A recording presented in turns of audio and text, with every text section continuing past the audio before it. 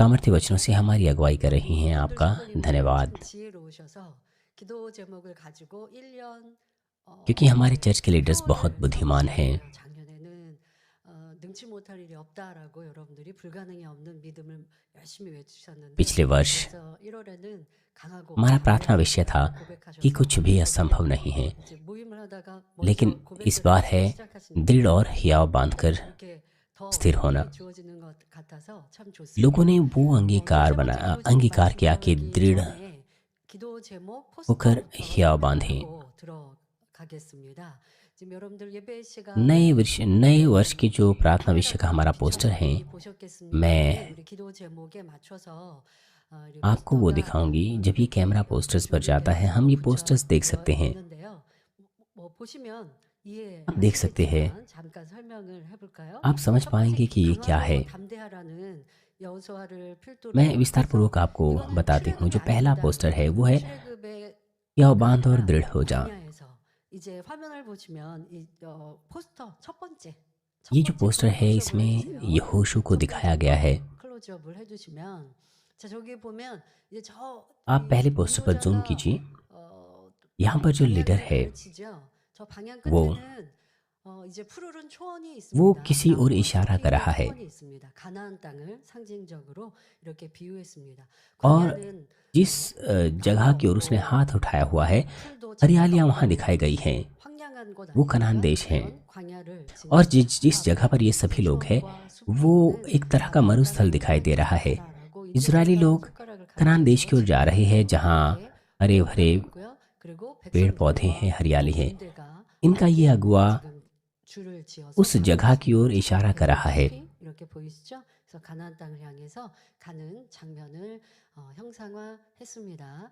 첫 번째 기도 제목은 말씀을 들었기 때문에 여러분들이 충분히 그림을 보시면 이해하시리라 क्योंकि हम पहले प्रार्थना 생각합니다. विषय 두 के 번째는 ऊपर 천국을 बातचीत कर चुके हैं। 침노하자입니다. मुझे आशा है कि आप अच्छे से समझ 인물을 पाए होंगे। 통과해서 새 예루살렘 दूसरा है 들어가야 बलपूर्वक 되는데 स्वर को ले 이걸 लो। 다 그리기에는 हमें 지면이 좁죠. 그래서 पाठ को में से प्रवेश 인물을 करना है, नए यरूशलेम में जाने के लिए। 그냥 더 좋은 천국을 침노하는 것은 계단으로 저렇게 표현을 했습니다. 그래서 계단을 이렇게 여러분들이 밟아 올라가듯이 इसलिए हमें कदम दर कदम 1번, 1층, बढ़ना है 2층, 3층 स्वर की तरफ। हमें पहले, दूसरे, तीसरे स्वर के राज्य में और फिर 여러분들 지금 표현을 하고 있지만 우리는 그 앞에 जो अंतिम फाटक है। 통과하고 마지막 이제 새 असल में बहुत से फाटक है वहाँ पर, लेकिन यहाँ पर एक ही फाटक दर्शाया गया है। और अंत में जब हम मोतियों के इस फाटक से प्रवेश करते हैं तो हम नए यरूशलेम में पहुँच सकते हैं, जहाँ पर चरवाहे का महल है। 그 전에는 계단으로 저렇게 표현을 했습니다. 자, 세 번째는 마음입니다. 오늘 설교를 और जो 합니다만요. तीसरा पोस्टर है वो 보시는 그림은 대성전 투시도이지요. जो विषय है वो हृदय है। 네.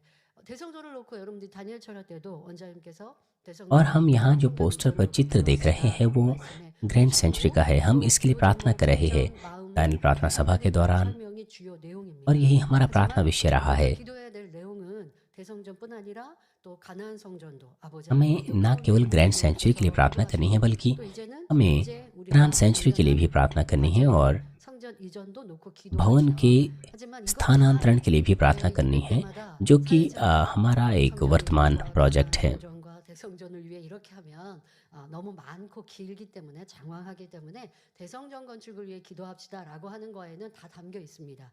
그 대성전은 우리가 바라는 최고의 목표이기 때문에 대성전을 이룰 ग्रैंड सेंचुरी हमारा अंततः लक्ष्य है। 그 먼저 이루어야 जब हम 되는 अपना हृदय, अपना 목표는 व्यवहार 이루어져야 तैयार 됩니다. कर लेंगे, 그러니까 여러분들이 제목은 저렇게 जब हम 드렸지만 सब कुछ पूरा कर चुके 기도할 होंगे, 내용은 또 깊이 있다라는 거 아시면 되겠고 보는 그림은 우리 대성전 투시도입니다. 자 마지막 네 번째는 재창조의 ये 권능 ग्रैंड सेंचुरी है। 백성입니다. और अंतिम जो चौथा प्रार्थना विषय है 다음 주 권능에 वो है 대한 पुनः 설명을 सृष्टि की सामर्थ्य का पूरा होना। 그림의 내용은 그리합니다. 여러분들 다 아시는 우리가 살고 있는 이 지구이죠. 자 지구 인생들을 아버지의 손으로 이렇게 두고 यहाँ पर पृथ्वी को दर्शाया गया है, दिखाया गया है, और पिता के हाथ। 사진 당의자님의 손입니다. 자 아버지 하나님의 손을 이렇게 의인화하는 माफ कीजिए, 것이고요. ये जो दो हाथ है ये सीनियर पास्टर के दिखाए गए हैं। 이 지구를 우리 온 인류를 품어 가시는데 ये ऐसा है जैसे पिता अपनी सामर्थ्य के द्वारा पूरी धरती को थामे हुए है। 100%입니다. 그래서 여러분들이 그러한 의미를 가지고 이렇게 보시면 좋을 것 같아서 저는 그런 의미를 담아서 기도 제목을 정했고 또 포스터 그리시는 분들에게 이런 부탁을 드렸기 때문에 여러분도 제 마음을 좀 더 이해해 주시면 좋겠다라는 मुझे आशा है कि आप 사진 하나를 보더라도 그림 하나를 보더라도 정확한 의미 इन 또 चित्रों को 깊은 의미를 देखकर 아시면 좋을 बेहतर 것 रूप से समझ सकें। 먼저 설명을 드렸습니다. 자, 이제 말씀에 들어가도록 하겠습니다. 사랑하는 성도 여러분, 이 시간 प्यारे भाइयों बहनों, 신년 आज 세 번째 기도 मैं प्रचार 제목, करूंगी जिसका विषय है हृदय। 성전에 관한 हमारा 기도 제목입니다. वर्ष का यह तीसरा प्रार्थना विषय है 말씀 안에 जो 담겨진 भवन से 실제적인 संबंधित 기도 है। 제목은 무엇인지 이해하기 위해 हृदय 먼저 한 가지 के इस 예를 शीर्षक में 말씀드리겠습니다. जब हम असल प्रार्थना विषय को देखें तो एक कहानी में इसके विषय में आपको बताना चाहती हूँ। एक बूढ़ी माँ थी 임박한 것을 알게 되자 자녀들에게 이런 और 유언을 उसके 남깁니다. 3 पुत्र थे, वो मरने वाले थी। तो उसने अपनी अंतिम इच्छा अपने पुत्रों को बताई कि उसके पास एक खजाना है जिसे उसने कहीं छिपाया हुआ है। 새 아들은 보물을 가질 욕심에 과수원 온 땅을 उसने उस जगह के विषय में उन बच्चों को बताया। 그러나 सर्दी आई, गर्मी आई, उन्होंने उस जगह को खोदा, परंतु उन्हें वो खजाना नहीं मिला। 이왕 땅을 वो हताश थे 거름이나 뿌려서 क्योंकि उन्होंने यहाँ वहाँ खोद लिया था। 가꾸자고 तो 했습니다. उन्होंने सोचा कि क्योंकि उन्होंने खोद तो लिया ही है तो उन्होंने उसमें कुछ खाद मिलाई 파헤치며 걸음을 주어서 그런지 और उसकी अच्छे से देखरेख की। 열매들이 풍성히 열렸지요.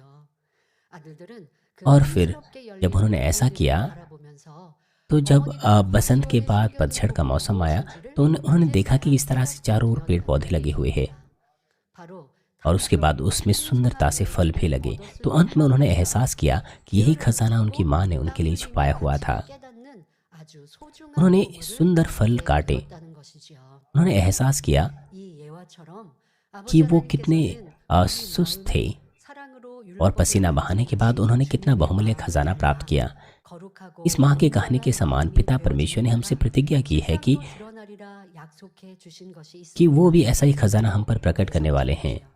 다시 말해 쉽게 설명하면 जब हम प्रभु के हृदय के सदृश खुद को बना लेंगे 주신 아버지의 마음 और व्यवस्था को प्रेम से पूरा करेंगे, जब हम सिद्ध और पवित्र हृदय साथ लेंगे, 대성전을 तो यही वो ग्रैंड सेंचुरी है। 기도하고 준비하고 애달파하는 우리의 그 시간과 모습 속에 아버지께서 원하시는 깨끗하고 아름다운 마음 पिता परमेश्वर चाहते हैं कि हम 성령이 सुंदर हृदय को साध लें, 깨끗한 성전을 이루어 참 자녀가 एक ऐसा साफ मंदिर बनाए जहाँ पवित्र आत्मा निवास करता है। वो चाहता है कि हम उसकी सच्ची संतान बने।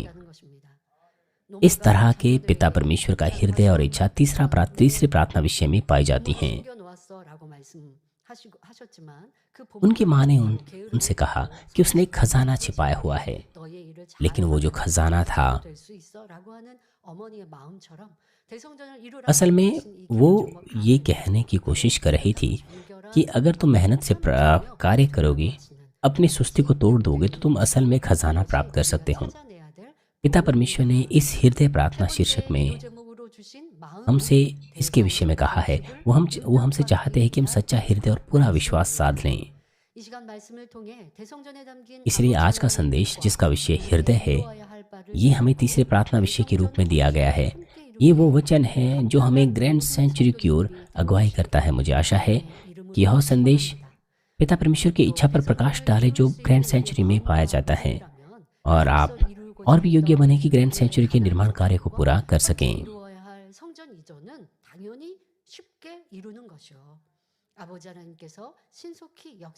और जब हम ग्रैंड सेंचुरी के लिए प्रयासरत रहते हैं तो हम ग्रैंड कनान सेंचुरी को भी बना सकते हैं और भवन का स्थानांतरण भी कर सकते हैं। जब हम इस मुख्य विषय ग्रैंड सेंचुरी के लिए प्रार्थना करते हैं तो उसके अलावा कुछ और भी चीज़ें हैं जिन्हें हमें पूरा करना है, जैसे कि भवन का स्थानांतरण। हमें इन कार्यों को भी पूरा करना है। भवन का स्थानांतरण, कनान सेंचुरी, ये सब चीज़ें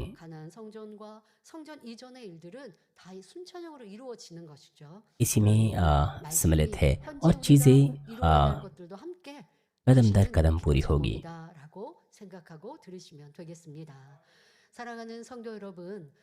ग्रैंड सेंचुरी के लिए जो प्रार्थना विषय है वो कनान सेंचुरी और भवन के स्थानांतरण के विषय में भी है। प्यारे भाई और बहनों, जैसा कि पहला थिस्सलुनीके 5:23 में लिखा है, उसी प्रकार से मनुष्य आत्मा, प्राण और देह से मिलकर बना है। 마음 자체만 있으셨다는 사실입니다. परमेश्वर आत्मा, प्राण और देह से 이 मिलकर नहीं 마음 बना 안에 है। मूल रूप से 소리를 वो केवल 머금은 빛이 감돌고 हृदय के 있었고 रूप में था। 이 소리가 곧 उसके हृदय में वो 말씀이었습니다. ध्वनि थी, वो 이것이 आवाज़ थी और 원래 वो आवाज़ 아버지 उसका वचन था। 하나님이셨죠. परमेश्वर मूल रूप 그래서 से इस तरह से 아버지의 अस्तित्व 마음이 में था। 곧 इसीलिए पिता का 아버지의 जो हृदय है 생각이 वो 아버지의 एक अंतर है, एक 차원이며 अंतराल है, 아버지의 전부인 वो 것입니다. सब कुछ है। 이 마음 안에서 인간 उसके 경작을 इस हृदय में 기획하셨고 परमेश्वर ने एक 그 योजना 첫 बनाई कि वो 단계로 मनुष्यों को 삼 रचेगा। 하나님으로 अपने पहले 분리하셨습니다. कदम के रूप में उसने अपने आप 공간과 को 차원을 एक 나누셨습니다. परमेश्वर में विभाजित 그리고 किया और 인간을 उसने अंतराल 창조하셨는데 को 이때 아버지께서는 마음의 एक एक 일부를 महल में 떼어주시며 तब्दील किया 인간들이 자유의지 가운데 और फिर 무엇이든지 उसने 할 수 योजना 있게 बनाई कि वो हम मनुष्य को 해주셨죠. बनाएगा 남 और 하나님을 찾고 उसको स्वतंत्र इच्छा 이름으로 देगा 하나님의 자녀가 ताकि 될 मनुष्य 수도 있고 यह निर्णय ले 그렇지 सके 않을 수도 있는 कि 것입니다. वो 자, 아버지 परमेश्वर को 하나님께서 चुनेंगे 첫사람 और विश्वास के 아담을 द्वारा उसका अनुसरण 빚으실 때 करेंगे। पिता 얼마나 परमेश्वर ने 사랑과 जब 정성으로 पहले 빚으시고 मनुष्य को रचा, 그의 생기를 불어 넣으셔서 생명의 उसने अपनी 불로 पूरी 이 ईमानदारी 생기 से उसे 가운데 रचा 하나님이 और उसके नथनों में 심으셨죠. जीवन का श्वास फूंक दिया। 그것이 우리 안에 지금 말씀드린 것처럼 아버지 하나님께서 우리 안에 하나님의 능력을 심어 놓으신 것이에요. पिता परमेश्वर 그런데 ने 그것이 인생이 अपनी 죄악으로 ताकत का 인하여서 एक हिस्सा 죽은 것처럼 उसमें 활동하지 फूंक दिया। 못하고 있었다가 주님을 영접하고 성령을 받으면 다시 살아나서 영으로 만들어진 परंतु वो 성장합니다. निष्क्रिय हो गया था क्योंकि 이것이 हमारा 우리가 हमारा आत्मा मर गया था। लेकिन जब हम पवित्र आत्मा को प्राप्त करते हैं तो वो फिर से जीवित होता है और उन्नति करने लग जाता है। 하나님의 능력이 깃들여 있어. 자, इसलिए हमें 이러한 पता होना 생각으로 चाहिए कि 자부심을 가지고 पिता 살았으면 परमेश्वर की 좋겠습니다. ताकत 아, 나는 이것도 못하고 हम में 저것도 पाई जाती 못하고 है। 나는 이렇게 इसलिए हमें उस 힘없고 पर गर्व होना चाहिए। 나는 हमें ये नहीं कहना 이렇게 चाहिए कि मैं तो ये नहीं कर सकता, मुझ में तो हियाव नहीं है या मेरे अंदर कमियां हैं, बल्कि आपको पता होना चाहिए कि परमेश्वर का सामर्थ्य आप में है। इसलिए विश्वास के द्वारा आप कुछ भी कर सकते हैं। इसलिए आपको दृढ़ रहना है, हियाव बांधना है। इस नए वर्ष में आपको विजयी होना है। 제가 멈췄어요. 그래, 내 안에 아버지의 기운, 능력이 담겨져 있으니 그 능력을 의지하면 난 무엇이든 할 수 मैं 있다. सोचती थी कि पिता परमेश्वर हम में, उनकी सामर्थ्य हम में पाई जाती है, इसलिए हम कुछ भी कर सकते हैं। 사람의 इसलिए 능력을 यहाँ तक कि संसारिक लोग भी कहते हैं, 뭐 대부분의 사람들은 다 쓰지 못한다고 하죠. 아주 일부만 사용한다고 해요. 많이 활용해서 쓰는 आमतौर पर 사람이 जो 천재이고 मनुष्य है 능력자로 나오는 अपनी 것이고 क्षमता का एक छोटा सा हिस्सा इस्तेमाल करता है। 가지고 있는 사람의 जो 지능, 뭐 बुद्धिमान 이런 लोग होते 게 हैं वो 할수 अपनी 있는 अधिक सामर्थ्य का, 일부만 अधिक क्षमता का 사용하고 इस्तेमाल 있다는 करते हैं। 겁니다. 틀린 말이 लेकिन एक 아니죠. सामान्य व्यक्ति 우리 अपनी ताकत का एक छोटा सा हिस्सा ही इस्तेमाल कर पाते हैं। 그 능력을 마음껏 हमारे पास पिता 활용하는 परमेश्वर की 것, सामर्थ्य 그것이 हमें पाई जाती है, हमें उसका इस्तेमाल करना है। 천자녀 될 때 가능한 तो 것이고 फिर इस प्रकार से 오늘 हम 말씀 안에 아버지 하나님의 마음이 담겨 있는 성전을 विजयी हो सकते हैं। 이루자라고 드리는 이 आज के 말씀을 संदेश में, 내 इस 것을 संदेश में 그렇게 이루어 드리면 오늘 본문 यदि 말씀 हम 바로 इस संदेश को अपने 주님의 जीवन में 사랑을 पूरा 우리가 करें, 이루는 것이 대성전을 이루는 길이 되는 것인데요. 그렇게 우리가 변화되면 아버지 우리에게 주신 능력을 प्रभु के 마음껏 प्रेम को 활용해서 साथ लेना, 세상에서도 승리자가 될 수 있고 우리의 소망 새 उसके द्वारा 예루살렘 हमें इस संसार में विजयी होना है 자, 이렇게 और नए यरूशलेम में 아버지 प्रवेश 하나님은 करना है, जो कि हमारी आशा है। 창조하셨습니다. परमेश्वर ने मनुष्य को 인간을 रचा, 친히 창조하시고 펼쳐 놓으신 공간 안에서 경작하시는 하나님께서는 तो फिर किस प्रकार के 어떠한 हृदय से 마음으로 사람들을 परमेश्वर ने 바라보시나요? मनुष्य को रचा 사람들이 억지나 और वो किस तरह 강요로 से 인해서가 아니라 मनुष्य को 스스로 देखता है 하나님을 जिसे उसने 찾고 स्वयं से रचा। 하나님을 경외하며 परमेश्वर चाहता है कि 아버지의 मनुष्य 마음 परमेश्वर को स्वयं से 깊이까지 ढूंढे, 도달함으로써 स्वयं से खोजे। 중심에서 इसी दबाव की 우러나는 वजह से नहीं, वो 사랑으로 चाहता है कि मनुष्य 아버지를 परमेश्वर से 사랑하기를 원하셨습니다. अपने हृदय की गहराई से, जो उसके हृदय की गहराई से पनपता है, उस तरह का प्रेम परमेश्वर से 그렇지 करें। 않았다면 천사들만 इसलिए उसने मनुष्य को रचा। 천사들은 자유의지가 없죠. अन्यथा 그러니까 천사들은 उसके 전적으로 पास स्वर्गदूत थे। 하나님의 말씀에 स्वर्गदूतों के 순종해요. पास स्वतंत्र इच्छा नहीं होती, 그런 वो 천사를 पूरी तरह 자유라 से 하지 परमेश्वर के 않습니다. वचन का 내 पालन 아들이라 करते हैं। 하지 않으시고 लेकिन परमेश्वर उन्हें अपनी संतान नहीं कहता है। 아버지의 परमेश्वर 그 उन्हें 사랑과 마음을 मेरा पुत्र कह के नहीं पुकारता है। 이해하여 वो चाहता है कि उसकी सच्ची संतान जो असल में उसे समझे और उसकी आज्ञा का पालन करे। 인간 इसलिए उसने मनुष्य को रचा और मनुष्य जुताई शुरू की, 바라보고 계십니다. और वो हमें इसी तरह की दृष्टि से देखता है। 이 첫째 하늘은 원수마귀 사단의 권세 아래 परंतु 있는 पहला 곳이죠. स्वर्ग जहाँ मनुष्य की 원수마귀 जुताई हो 사단은 रही है, 어찌하든 वो शत्रु दुष्ट और 사람들을 शैतान के अधिकार में है। 죄 शत्रु 짓게 दुष्ट 하는 लोगों को 사단의 भड़काने की 적들을 कोशिश करता है कि वो 이끌어갑니다. पाप करें, जो भी है, 하나님께서 कि वो 인간 मृत्यु का 경작하시는 श्राप का 목적이 सामना करे, जो कि पाप की 달성되지 मजदूरी है, 않도록 ताकि 자기들에게 परमेश्वर 주어진 मनुष्य 권세 जुताई के 안에서 उस उद्देश्य को 모든 प्राप्त न कर 수단과 सकें। 방법을 동원하여 इसलिए वो 해방하는 अपने अधिकार में हर तरह की स्थिति को अपनाता है, हर तरह के आ, हथियारों का इस्तेमाल करता है ताकि परमेश्वर अपने उद्देश्य में सफल ना हो। 정정당당하게 경기가 되게 하셨던 것입니다. 그러니까 우리 인생들이 और वो इस 하나님께서 संसार को एक हाकिम के रूप में 아니면 चलाता है। 원수마귀 사단 어둠에게 속하느냐? चाहे हम 자, पिता परमेश्वर के 우리는 हो, 하나님께 मेरा मतलब है 속하여 구원받고 또 천국 가는 길. 이것은 이제 우리 선택입니다만은 अगर 원수마귀 हम 사단 परमेश्वर से 입장에서는 संबंध 더 रखते हैं तो हम 많은 स्वर्ग जाते हैं 인생들의 और उद्धार प्राप्त 사람들을 करते हैं। 어둠의 ये 세력을 हमारी 끌어서 मर्जी के ऊपर है, 지옥으로 लेकिन जो 끌어가는 शत्रु 것. दुष्ट है वो चाहते हैं कि 이것이 अधिक से अधिक 원수마귀 लोग 사단이 उनके हो जाएं 승리하는 और वो 것이 उनकी 되는 अगुवाई 거예요. नर की ओर करते हैं। 아버지 하나님의 승리는 무엇입니까? ये 바로 उनकी 더 जीत है, 많은 लेकिन हमारे परमेश्वर की जीत क्या है? 전 마음으로 वो है कि अधिक 받아들이는 से अधिक 것. लोगों की अगुवाई 천국 가는 것 이것이 아버지가 करना कि 원하시는 वो सच्चा 마음이요 हृदय प्राप्त 뜻이요 करें और स्वर्ग 또 जाएं। 그것이 यही 승리가 पिता परमेश्वर 되어지는 चाहते हैं, 것이죠. यही उनकी इच्छा है, 그런데 이것을 ये उनकी 회방하는 것, जीत है, ये उनकी 반대하고 विजय है। 막는 것이 लेकिन शत्रु 어둠의 दुष्ट 주관자 원수마귀 इस कार्य 사단입니다. पर बाधा 말씀드린 डालता है, जो कि 하나님은 अंधकार का 인간 स्वामी है। 동작은 जैसे कि मैंने आपको बताया 자유의지 안에서 कि 빛을 선택하고 선을 선택하고 पिता 하나님을 परमेश्वर चाहते हैं कि 선택해야 हम 하니까 반대로 ज्योति का 있잖아요. चुनाव करें 어둠도. और 그러니 ऐसा अपनी 원수마귀 स्वतंत्र इच्छा से 사단의 करें, 존재도 लेकिन इसके 허락하셨고 विपरीत अंधकार 원수마귀 है। 사단에게도 그 इसीलिए 권세를 पिता परमेश्वर ने 허락하셨습니다. शत्रु 그 दुष्ट को 권세는 अस्तित्व में 무엇입니까? रखा है 어둠 가운데 और 거하는 उन्हें 자는 अधिकार दिया 원수마귀 है, 사단에게 속하였다. और 이것이 उस अधिकार के 원수마귀 द्वारा 사단, 어둠의 힘이요 권세입니다. 또 영계의 법칙입니다. 자, 그런데 첫사람 아담이 사단의 미혹에 넘어가 불순종의 죄를 पहला 지은 मनुष्य आदम, जब शैतान ने उसे 죄가 들어왔고 विलासा में डाला और पाप 손들고 कराया, 걷잡을 तब 수 मनुष्यों 없이 में 급속하게 पाप आया। 죄에 물들게 और उसके 되었습니다. बाद जैसे जैसे मनुष्य 겨우 जाति बढ़ती गई, 아담으로부터 पाप 구된 निरंतर 죄인 तेजी 노아 से उनमें 시대에 फैलता गया। 벌써 사람의 और 죄악이 पहली पीढ़ी के 세상에 दौरान, 퍼져서 अर्थात नूह 그 के दौरान, 마음과 생각의 जब मनुष्यों की 모든 दुष्टता इस 계획이 संसार में 항상 अत्यधिक बढ़ 악한 गई 힘을 थी, 보시고 और जब परमेश्वर ने देखा कि मनुष्य के हृदय में केवल बुराई ही पनपती है, तो परमेश्वर को दुख हुआ 마음에 कि उसने क्यों मनुष्य को इस धरती पर बनाया। उसे दुख हुआ, 잠시만요. इसीलिए परिणाम स्वरूप धर्मी जन नूह को छोड़, माफ कीजिए,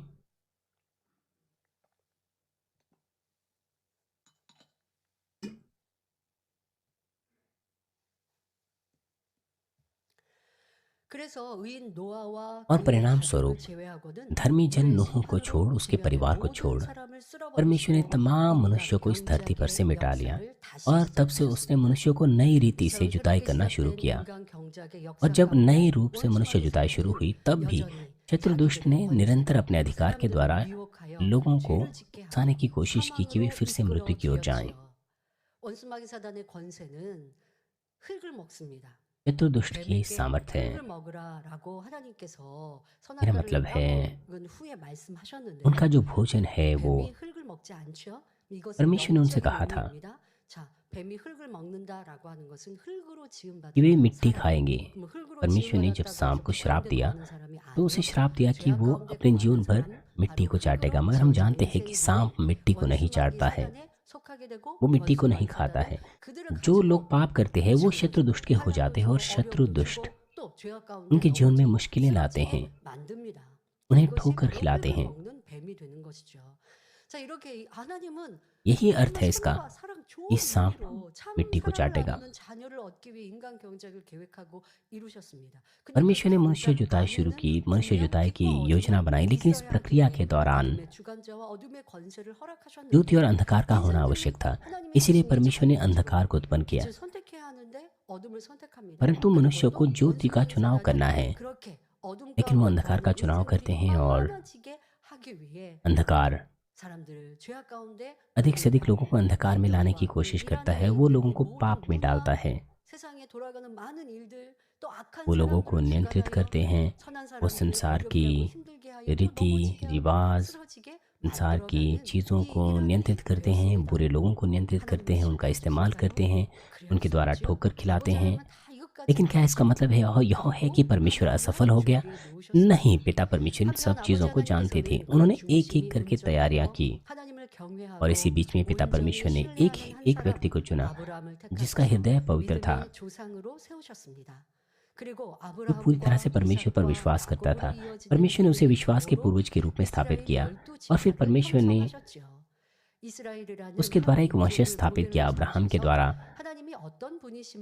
हम जानते हैं इसहाक याकूब हुए, 또한 이스라엘에서 근본 और 하나님의 12 गोत्र उत्पन्न 본체이신 हुए। 독생자 और 예수님이 परमेश्वर ने 태어나게 ये एक 하시고 नमूना स्थापित किया 십자가 और उन्हें 사건을 बताया कि वो 이루시어 कौन है। और 구세주가 फिर 되게 परमेश्वर ने यीशु 하셨습니다. को 죄가 इसी 전혀 इज़राइल के 없으신 वंशज में पैदा 예수님으로 किया और उसके द्वारा 하여금 उद्धार का 죄를 प्रावधान 위한 पूरा किया। 모든 인류의 죄를 대속하게 하셨으며 나무에 परमेश्वर ने 달려 यीशु 죄의 के 삭슨 द्वारा 사망이라는 मनुष्य जाति 율법의 को पापों 저주를 से बचा दिया। 멸시하고 यीशु ने अपना तमाम 하신 लहू बहाया 것입니다.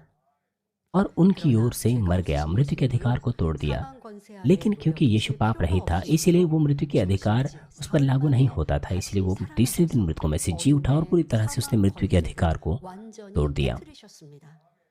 이러한 예수 그리스도를 누구든지 इसलिए जो कोई भी 구원으로 यीशु मसीह को 영접하고 उद्धारकर्ता के 마음에 रूप में ग्रहण करता है और अपने हृदय में विश्वास करता है, 하나님의 자녀가 되어 वो 구원받을 क्षमा 수 प्राप्त करता है, 있도록 परमेश्वर की 하셨던 संतान 것입니다. बनता है और उद्धार 또한 प्राप्त करता है। 구원받은 और साथ ही 자녀들에게는 성령을 선물로 पवित्र आत्मा को 주심으로써 दान के रूप 마음의 में बचाई हुई 한계라고 संतान को देने के द्वारा 성결되어 परमेश्वर ने 참 लोगों की मदद की 자녀로 है 나올 수 있도록 कि 하셨지요. वो अपने आप को, अपने हृदय को 그런데 पवित्र करे 이러한 और उसकी सच्ची 십자가 संतान बन 구원의 सके। 도가 जो भी है, उद्धार का यह 완성되었다는 प्रावधान 것은 जब पूरा हुआ था, 예수님께서 죽으시고 부활하신 यीशु 것이 की मृत्यु के 완성입니다. द्वारा 자, 이렇게 완성되었을 때에 원수마귀 사단은 जब ये 교만하게도 प्रावधान पूरा हुआ था, 내가 그것을 믿고 तब 구원받을 수 शत्रु दुष्ट ने 있겠는가라고 말하였다고 하나님께서 당의자님의 기도 중에 알려 주셨습니다.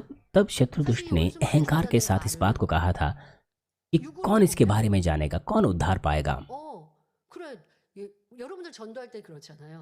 परमेश्वर ने सीनियर पास्टर को इसके विषय में बताया था, जब आप अविश्वासियों को सुसमाचार का प्रचार करते हैं कि आप उद्धार पाओगे, आपके पाप की क्षमा होगी, तो कौन कौन विश्वास करता है, कौन तुरंत ही आमीन बोलता है, कौन उद्धार की ओर जाते हैं? अपने शारीरिक विचारों से वो विश्वास नहीं करते हैं, क्योंकि उनका जीवन शारीरिक विचारों में रहा है। मगर परमेश्वर ने योजना बनाई थी और उस योजना को पूरा किया। लेकिन क्या इसका मतलब यह है कि परमेश्वर ने जो अपने पुत्र का बलिदान किया वो बिना किसी वजह के किया? नहीं, उसने अपने पुत्र को इस धरती पर मनुष्य रूप में भेजा और उसको तमाम पीड़ाओं को सहने दिया। उसने कोड़े खाए, उसने बयां से परे कलेश को सहा और वो मर गया। चतुर्दुष्ट ने कहा कि हम विजय हो गए हैं, मगर पाप की मजदूरी मृत्यु है। हमारे प्रभु ने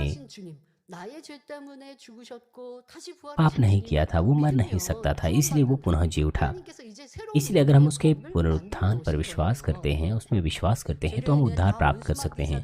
पिता परमेश्वर ने इस तरह से आत्मिक संसार में नई व्यवस्था को स्थापित किया, नए नियम को स्थापित किया। जो लोग अंधकार में थे, अंधकार से संबंध रखते थे, पिता परमेश्वर ने वापस लाने के लिए उनके लिए मार्ग खोल दिया। मगर समस्या यह है कि लोग इस पर विश्वास करते हैं या नहीं। चतुर्दुष्ट क्योंकि वो इस बात को नहीं जानते थे, इसीलिए उन्होंने यीशु को मार डाला। चतुर्दुष्ट ने आत्मिक संसार के नियम को तोड़ दिया जो कहता है पाप की मजदूरी मृत्यु है। उन्होंने यीशु को मार डाला, उन्होंने इस नियम का उल्लंघन किया।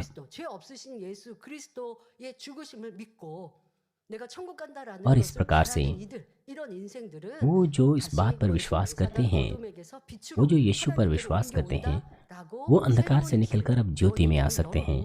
इस तरह से परमेश्वर ने उद्धार का मार्ग खोला। लेकिन हम इस बात पर विश्वास करते हैं या नहीं, ये हम पर निर्भर करता है। इसीलिए शत्रु दुष्ट यीशु के बलिदान के द्वारा, यीशु की मृत्यु के द्वारा हम उद्धार प्राप्त कर सकते हैं। पिता परमेश्वर ने उस मार्ग को हमारे लिए खोला। इसलिए शत्रु दुष्ट है, वो उसके विषय में अब कुछ नहीं कह सकते। लेकिन शत्रु दुष्ट इस बात को जानते हैं और इस बात को मानते भी हैं कि ऐसा है। लेकिन फिर भी उन्होंने अहंकार के साथ ये कहा कि कौन इस बात पर विश्वास करेगा और कौन उद्धार पाएगा।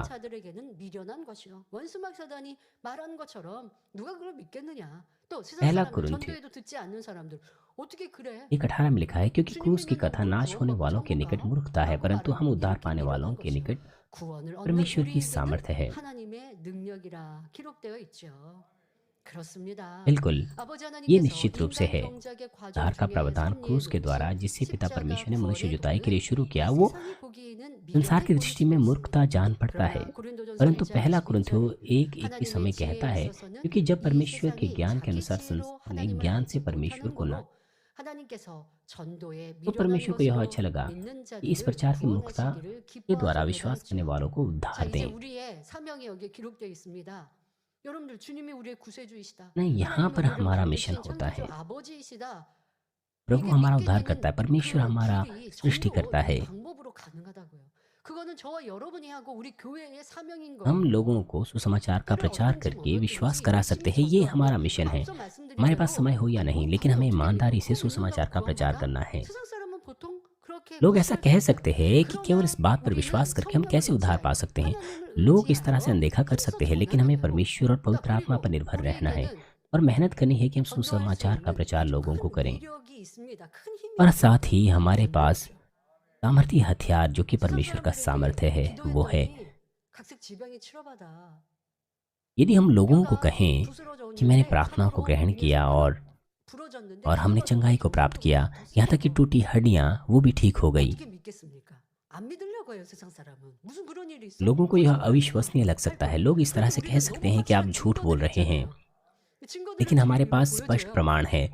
हम प्रमाणों को उन्हें दिखा सकते हैं, तब उन्हें संदेह नहीं रहेंगे, क्योंकि ये चीजें संयोग नहीं है। हमारे पास परमेश्वर की सामर्थ्य के असंख्य मामले हैं। ये वो प्रमाण है जो दर्शाते हैं कि पिता परमेश्वर जीवित है। ये स्पष्ट प्रमाण है। हम उनसे कह सकते हैं कि एक मनुष्य कैसे विकसित हो सकता है, कैसे कोई मनुष्य बंदर से विकसित हो सकता है, क्योंकि एक सृष्टिकर्ता है जिसने मनुष्य को रचा है। लोग अपने शारीरिक विचारों से इस बात पर विश्वास नहीं कर पाते हैं, लेकिन परमेश्वर की सामर्थ्य के द्वारा हम उन्हें विश्वास दिला सकते हैं। इस तरह से हम प्रभु का प्रचार उनको कर सकते हैं। इसलिए हमारे पास वो सामर्थ्य है जो हमारी मदद करती है कि हम सुसमाचार का प्रचार करें। हम उनसे कह सकते हैं कि एक आने वाला जीवन है, एक स्वर्ग और नरक है, इसलिए हमें विश्वास करना है। जब हम सुसमाचार का प्रचार करते हैं, हम उन्हें बताना है। हम सामर्थ्य के बारे में बात कर सकते हैं जो सुसमाचार प्रचार करने में हमारी मदद करता है। पिता परमेश्वर ने हमें सामर्थ्य को दिया है ताकि हम सुसमाचार का प्रचार कर सकें। लेकिन अगर हम सुस्त हो जाएं, अगर हमारे पास शारीरिक विचार हो, अगर हम इस तरह से कहने लग जाएं कि मैं तो सुसमाचार का प्रचार नहीं कर सकता हूं, तो उसका मतलब है कि हम शत्रु दुष्ट के साथ सहमत है। पिता परमेश्वर ने अपनी सामर्थ्य को प्रकट इसलिए किया है ताकि हम, उन्होंने हमें ये मिशन दिया है, इसलिए हमें इस कार्य को करना है। जब हम सुसमाचार का प्रचार करते हैं तो आमतौर पर लोग विश्वास नहीं करते हैं। वो विश्वास करना ही नहीं चाहते हैं क्योंकि उनके पास शारीरिक विचार होते हैं, क्योंकि वे शत्रु दुष्ट की ओर से हैं। मेरा मतलब वो शत्रु दुष्ट के होते हैं उस वक्त। लेकिन जब हम सुसमाचार का प्रचार उन्हें करते हैं तो वो अपने विचारों को तोड़ सकते हैं, क्योंकि हम उन्हें स्पष्ट प्रमाण देते हैं और परमेश्वर उनके लिए कार्य कर सकता है। पवित्र आत्मा उनके लिए कार्य करेगा, इसलिए उनके जो शारीरिक विचार है वो टूट जाते हैं और वो अपने हृदय का द्वार खोल सकते हैं। हमारे प्रभु ने इस तरह का बहुमूल्य बलिदान किया है, लेकिन यदि हम सुसमाचार का प्रचार ना करें तो कैसे हम उन्हें हमारे प्रभु के बारे में, हमारे परमेश्वर के बारे में बता सकते हैं। तो समाचार प्रचार करने के द्वारा ही यही हमारा कर्तव्य है, यही हमारा कार्य है, यही हमारी भूमिका है। जैसे कि कहा गया है कि यीशु मसीह के द्वारा पूरा हुआ प्रावधान के द्वारा असंख्य आत्माएं बचाई गई और वे परमेश्वर के संतान बने हैं, और पवित्र आत्मा की मदद के द्वारा वो पवित्र हो पाए हैं, परमेश्वर की सच्ची संतान बन पाए हैं। लेकिन यीशु मसीह के द्वारा प्रावधान पूरा होने के बाद भी शत्रु दुष्ट है, उस प्रावधान के पूरा होने के बाद भी जो शत्रु दुष्ट है, उन्होंने समर्पण नहीं किया। उन्होंने और भी अधिक कोशिश की है कि वो लोगों को परमेश्वर पर विश्वास करने से रोकें। कैसे? शत्रु दुष्ट ने संसार को, मेरा मतलब है इंसान को, संसारिक धोखे में डाला हुआ है, संसारिक आनंद में डाला हुआ है। इसलिए हमने परमेश्वर के सामर्थ्य को प्राप्त किया है। सीनियर पास्टर ने क्रूस के संदेश का प्रचार परमेश्वर के सामर्थ्य के साथ किया। उन्होंने क्रूस के संदेश की घोषणा की और फिर उन्होंने सामर्थ्य को प्रकट किया जो उनकी बातों को, उनके वचन को प्रमाणित करती है। इसलिए उन्होंने साहस के साथ प्रचार किया। संदेश को प्रचार करने से पहले वो कहते थे कि वो यीशु के बारे में और परमेश्वर के बारे में बात करेंगे और मेरी बातें सच्ची है या नहीं, वो इस बात से प्रमाणित होगी जो आप मेरे इस संदेश के बाद सुनोगे। और जब आप उन कार्यों को देखोगे तो आपको विश्वास करना होगा। मैं यीशु के बारे में, हमारे उद्धारकर्ता के बारे में बात करूंगा। मैं आपको बताऊंगा कि कैसे यीशु मसीह हमारा उद्धार करता है। और अगर मेरी बातें सच्ची हैं, यदि मेरी बातें सच्ची हैं, तो पिता परमेश्वर मेरी बातों को प्रमाणित करेंगे और अपनी अपनी सामर्थ्य को प्रकट करेंगे। और जब आप उन कार्यों को देखें तो आपको विश्वास करना है। हमारे इस चरवाहे ने साहस के साथ इस तरह की घोषणा की और इस तरह की घोषणा करने के बाद पिता परमेश्वर के कार्य प्रकट हुए। बहुत से लोगों ने उद्धार प्राप्त किया, जीवन प्राप्त किया। अभी भी, आज भी पिता परमेश्वर हमें प्रमाणित करते हैं। इसलिए हमें और भी मेहनत से सुसमाचार प्रचार करने के लिए कार्य करना है। हमें प्रार्थना करनी है। हमें इस संसार में जाना है पुनः सृष्टि के सामर्थ्य के पूरा होते हुए। 마지막 때를 넉넉히 이루어야 할 것입니다. 세상 사람들에게 대해서는 그들의 지식과 세상의 향락으로 संसारिक लोगों के पास उनके विचार, उनके सिद्धांत हो सकते हैं। 이미 하나님을 믿고 주님을 और सिर्फ वही नहीं, बल्कि 죄를 짓도록 유혹하고 또 죄를 शत्रु दुष्ट ने परमेश्वर की संतान को भी अभिलाषा में डाला है कि वे पाप करें, क्योंकि जब वो पाप करते हैं तो उनके जीवन में आप परीक्षाएं और आजमाइशें आती हैं जिससे वो विश्वास को छोड़ दें। ये शत्रु दुष्ट की योजना है। लेकिन यह पहला स्वर्ग जहां मनुष्य जुताई चल रही है, अंततः यह पिता परमेश्वर की योजना के अंतर्गत है। इसलिए चाहे बुरे पाप कितने ही प्रचलित क्यों ना हो, लेकिन भलाई बुराई के ऊपर प्रबल होती है। इसलिए अंत में अंधकार को जूते के सामने भाग जाना ही पड़ता है। इसलिए मनुष्य जुताई को करना, पिता परमेश्वर का यह उद्देश्य सच्ची संतान को प्राप्त करना है और यह निरंतर आज के दिन तक पूरा होता आ रहा है। अंततः मैराथन में कौन विजेता होता है? मैराथन में विजेता वो धावक नहीं होता है जो शुरुआत में दौड़ में सबसे आगे होता है, बल्कि वो होता है जो अंतिम उस रेखा को पार करें। मनुष्य जुताई के 6000 वर्ष का यह समय ऑलमोस्ट लगभग खत्म हो चुका है और पिता परमेश्वर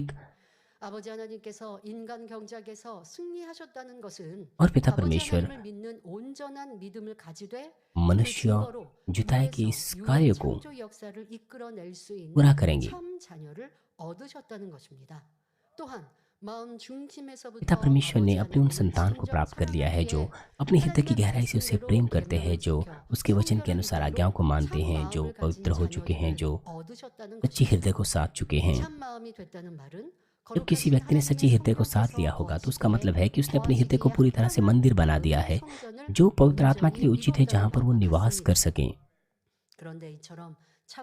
और ग्रैंड सेंचुरी का निर्माण कार्य केवल परमेश्वर के उन संतान के द्वारा किया जा सकता है जिन्होंने पूरी तरह से अपने हृदय को मंदिर बना दिया है, सच्ची हृदय और पूरे विश्वास के द्वारा। इस प्रकार ग्रैंड सेंचुरी का पूरा होना ही वो प्रमाण है कि परमेश्वर की संतान जिनके पास सच्चा हृदय और पूरा विश्वास है, वो जन्म चुके हैं, वो पैदा हो चुके हैं और पिता परमेश्वर ने मनुष्य जुताई को पूरा कर दिया है, प्राप्त कर लिया है।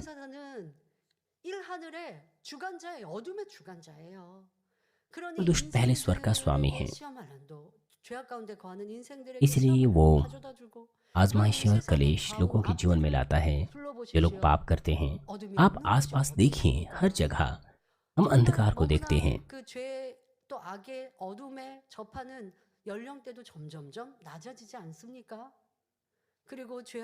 यहाँ तक कि छोटे छोटे बच्चे भी पाप और बुराई में पड़ गए हैं। लोग बड़ी बुद्धिमानी के साथ पाप करते हैं।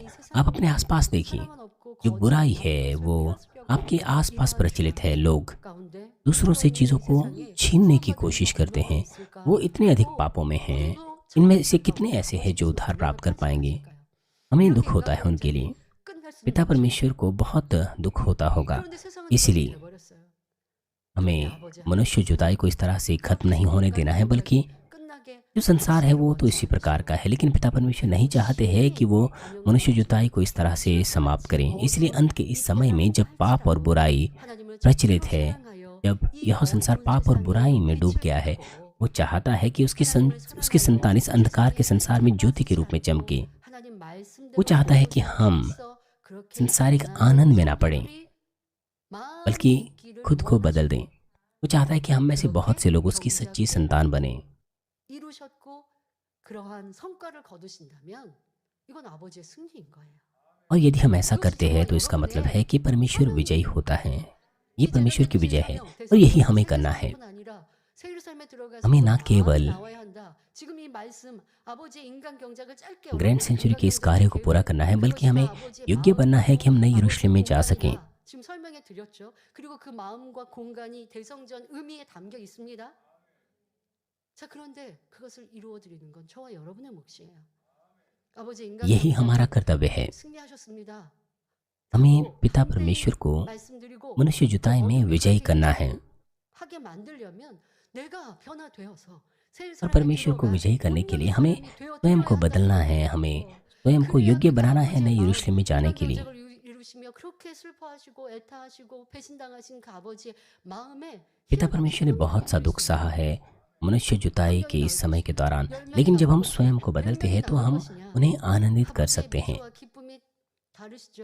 जब हम में से अधिक योग्य बनते हैं तो उनके चेहरे पर मुस्कुराहट होगी और वो कहेंगे कि मैं विजयी हो गया हूँ, मैंने बहुत सी संपूर्ण आत्मा की संतान को प्राप्त कर लिया है। उन्हें बहुत गर्व होगा। यही पिता परमेश्वर की योजना है जो ग्रैंड सेंचुरी में पाई जाती हैं। यही उनकी योजना है, लेकिन यह योजना आसानी से पूरी नहीं हो सकती है और इसे पूरा करने के लिए साथ ही इसे बहुत तेजी से भी पूरा नहीं किया जा सकता है। उदाहरण के लिए सुलेमान का मंदिर इसलिए बनाया गया क्योंकि वहां पर दाऊद के समान व्यक्ति था जो परमेश्वर के हृदय के सदृश व्यक्ति था।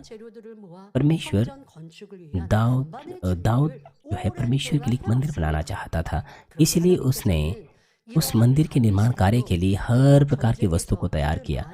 यद्यपि परमेश्वर ने मंदिर को दाऊद के हाथों से नहीं बनवाया क्योंकि उसने युद्ध में बहुत सा लहू बहाया था, बजाय इसके परमेश्वर ने मंदिर का निर्माण उसके पुत्र सुलेमान के समय में करवाया।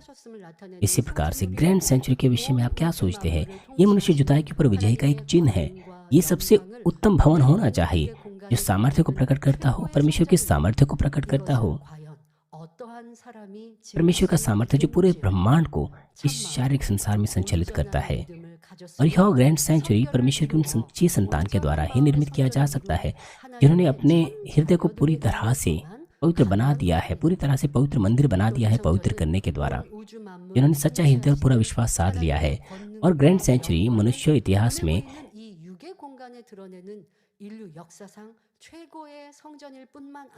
नया यरूशलेम जो है वो नए यरूशलेम के एक नमूने के रूप में भी होगा जो स्वर्ग के सबसे उत्तम निवास स्थान को दर्शाता है। इसीलिए जो ग्रैंड सेंचुरी है उसमें प्रवेश जो करेंगे वो होंगे जो नए यरूशलेम में प्रवेश करने वाले होंगे। मेरे भाई और बहनों, जो ग्रैंड सेंचुरी हम बनाने की बात कर रहे हैं वो पिता परमेश्वर के हृदय का एक समयोग है। और जिसका कार्य वो इस कलीसिया के द्वारा पूरा करेगा, इसलिए उसने इस मिशन को इस कलीसिया को दिया है। और इस मिशन को पूरा करने के लिए हमें अपने आप को योग्य बनाना है। इसलिए उसने हमें पवित्रता का सुसमाचार दिया है ताकि हम अपने हृदय को देख सके, सचेत कर सके, जागृत कर सके और खुद को बदल सकें। और अद्भुत और महान सामर्थ्य को प्रकट करने के द्वारा उसने हमें आशीष दी है कि हम नई यरूशलेम की ओर आत्मिक विश्वास के साथ दौड़ें।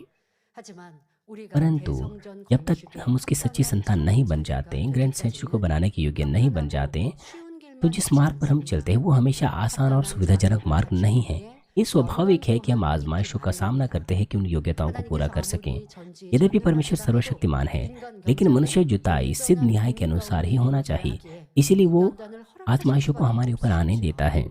연단을 받는 성도들의 वो 입장에서는 विश्वासी जो आजमाइशों से गुजरते हैं उन्हें कलेश और हताशा महसूस हो सकती हैं। 것을 깨닫지 못할 때도 इसलिए 있습니다. ऐसा समय हो सकता 그러나 है जब 아버지 आप परमेश्वर की 하나님께서 इच्छा को ना 연단을 पहचान सकें। 허락하심은 लेकिन मैं आपसे विनती 합당한 करती हूँ कि 자녀가 되게 अपने हृदय में 하시려는 गहराई से आप 깊은 एहसास 뜻 करें 때문이라는 कि 것을 परमेश्वर आजमाइशें इसलिए 마음으로 आपके इस जीवन में आने देता 깨닫을 है 수 있기를 क्योंकि यही 바랍니다. परमेश्वर का गहरा प्रेम है। वो चाहता है कि 이때 आप उसकी दृष्टि में 베드로전서 उचित बने। 1장 इसके 6절 विषय में पहला 7절입니다. पत्रस 그러므로 너희가 1:6 और 이제 7 여러 पद कहता 가지 है 시험을 인하여 कि 잠깐 और 근심하게 इस कारण 되지 तुम 않을 मग्न 수 होते हो, यद्यपि 없었으나 अवश्य है 오히려 कि 크게 अब कुछ दिन तक 기뻐하도다. नाना प्रकार की 너희 믿음의 परीक्षाओं के 시련이 कारण 불로 उदास, 연단하여도 और 없어질 यह 것보다 इसलिए है कि 더 तुम्हारा 귀하여 परखा हुआ विश्वास तो आग 예수 से ताए हुए 그리스도의 नाशमान सोने से 나타나실 भी 때에 कहीं अधिक बहुमूल्य है। 칭찬과 यीशु मसीह के 영광과 प्रकट 좋은 होने 길을 पर 얻게 하려 प्रशंसा और महिमा और 합니다 आदर का 하셨습니다. कारण ठहरे। 우리가 연단을 받을 때 जब हम आजमाइशों 주님께서도 से गुजरते 안타까이 हैं, 바라보십니다. हमारा प्रभु हम पर 하지만 그 안타까운 시간을 दुखी 지나 हृदय से हम पर 정금같이 देखता है। लेकिन जैसे ही हम 찬란한 आजमाइशों से 빛을 पार 받는 निकलते 참 हैं, 자녀로 나올 जब हम 것을 शुद्ध सोने के समान 믿는 बनकर 시기에 उभरते हैं, 그 아픈 연단이라도 기다리시고 응원해 주시는 것이죠.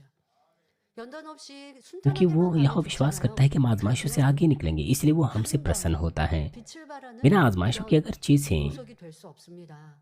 अच्छे 아무리 हमारे 좋은 जीवन में चलें 원석도 तो हम वो 조금 चमकते हुए 더럽고 मणिरत्न नहीं बन पाएंगे। 좋지 않은 부분, 모난 यहाँ 부분을 तक कि वो शुद्ध 다듬어야 찬란한 जो 빛을 जेवरात 발할 수 होते 있고 हैं 빛을 उन्हें 발하기 भी 위해서는 शोधन से 또 गुजरना पड़ता 적당한 है, 각이 केवल तभी 필요하잖아요. वो 이러한 चमक सकते 과정, हैं।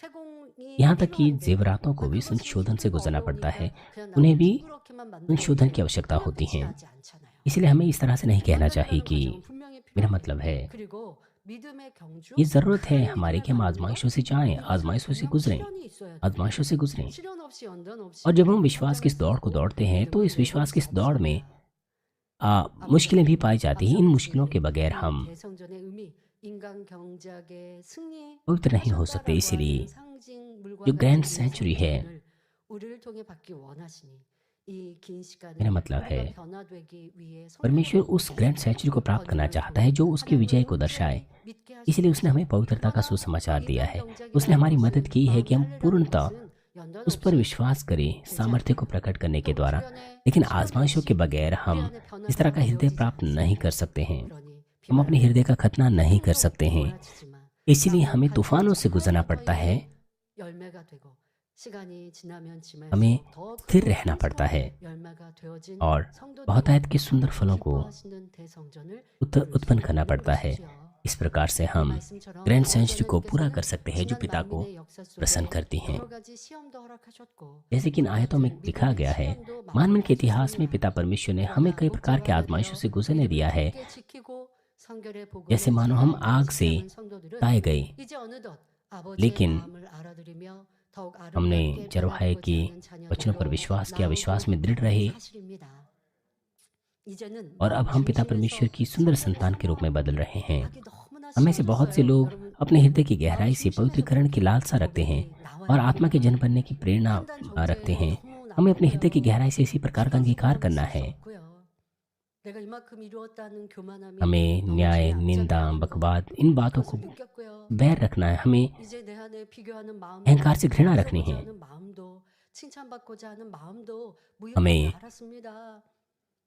사랑만이, 섬김만이, 낮아짐만이 이것이 변하지 않는 영이요. 내가 그런 마음이 되고자 사모하게 되었습니다. 이제 그런 사람이 되겠습니다라고 한다면 और अब हम 지나온 연단이 얼마나 값지겠습니까? 이제 우리는 영의 사람이 되기를 사모하는 성도님들이 많이 나왔습니다. और हम प्रयास कर रहे हैं, और अगर हम ऐसे ही प्रयासरत रहे तो हमारी जो आजमाइश है वो कितनी बहुमूल्य होगी हमारे लिए। 이런 말까지 제가 들었다니까 직접 저한테 하시지는 않았지만 आजमाइशों के दौरान कुछ लोग कह रहे थे कि हमें विश्वास के परिमाण के बारे में, आत्मा के बारे में बात नहीं करनी चाहिए। जब मुझे इस तरह की बातें सुनने को मिली तो यह मेरे लिए बड़ी हैरानी की बात थी। पिता परमेश्वर की अपनी ये योजना है, लेकिन उन लोगों ने इस तरह की बातों को नकारा और कुछ लोगों ने तो कहा कि मैं आत्मा के जन के बारे में नहीं सुनना चाहता हूँ। अगर ऐसा है तो हमारे पास क्या लक्ष्य है? अगर हम नई यरूशलेम को छोड़ दें, 그렇게 해 왔는데 그러면 뭐가 되냐는 거예요. 세상 말 좀 써보고 죽도 밥도 안 되죠. 누가 뭐라고 하더라도 누가 알아주지 चाहे लोग कुछ भी क्यों ना कहें, 아버지 기뻐하시는 대로 우리는 가면 되고 वो करना है जो पिता को प्रसन्न करता है। हमें आगे बढ़ते रहना है। 이 단에서 가르치는 성경의 복음이 하나님의 말씀과 틀리면 얘기해 주세요. 그럴 리 없잖아요. आप मुझे बताएं, 아버지의 जो 보장하신 कुछ मैंने 프로미스가 कहा है, 끝까지 क्या वो 함께하고 परमेश्वर के 있는데 वचन से 내 अलग 귀에 है? 좋은 대로 내가 원하는 대로 그거는 좀 어려우니까 좀 쉽게 해주세요. 믿음의 분량은 그거는 좀 내가 상처받았으니까 왜 상처는 받아요? कुछ 상처받는 그 마음이 लोगों 내 ने कहा 악이에요. कि 상처받지 विश्वास के 않는 परिमाण 마음이 से हमें दुख 사랑의 हुआ, 마음인 लेकिन 거고요. क्यों लोगों को दुख 나를 हुआ? क्योंकि 물어봐야 उनके 되는데 हृदय में 그게 बुराई है। 아니다. 자꾸 탓하는 모습이 되면 लोग 그런 दूसरों 모습을 पर दोष 가지고 लगाते हैं। 그런 시간도 지나와 보니 내가 하고 हम इस 싶은 तरह 대로 के समयों से 있고 गुजरे हैं। 말도 해보고 듣고 싶은 대로 들어보고 행하고 싶은 대로 행해봤는데 남는 건 도리어 더 내 안에 빚을이요. 마음을 할래 했던 것들이 도리어 이거 점점점 옥토밭으로 갔는데 아니 뒷걸음질 치고 내 마음밭에 가시가 자라고 있고 돌멩이가 어디서 날라와서 자리 잡고 लोग 있고 विश्वास में 그러다 पीछे 보니까 हो 어떤 한 구석은 길가밭 같이 딱딱해져서 무뎌져 उनके 있고 अंदर असत्य 이런 내 फिर से 자신을 आने लग 보니까 गया। 안 되지. 내가 उनकी 어디서부터 हृदय की 잘못했나 회개하고 फिर से 돌이키니 बंजर हो गई। 이제 그래. उन्हें अपने आप को जांचना चाहिए कि 아버지 기뻐하시는 참 자녀 돼야지 하고 उन्हें फिर से 여러분이 निर्णय लेना होगा 자발적으로 कि वो 스스로 पवित्र बन सकें। 결정하셨다는 것이 참으로 기쁘죠. 그래서 이제는 선결됩시다. 영으로 온영으로 इसीलिए 들어갑시다. 제가 외치는 것이 힘들지 않게 여러분들이 사모하게 되었고 그렇게 जब 변화되었고 हम आत्मा और 참으로 संपूर्ण आत्मा की 기쁘죠. लालसा 이런 रखते हैं, 기쁜 연단이 필요한 거예요. 왜?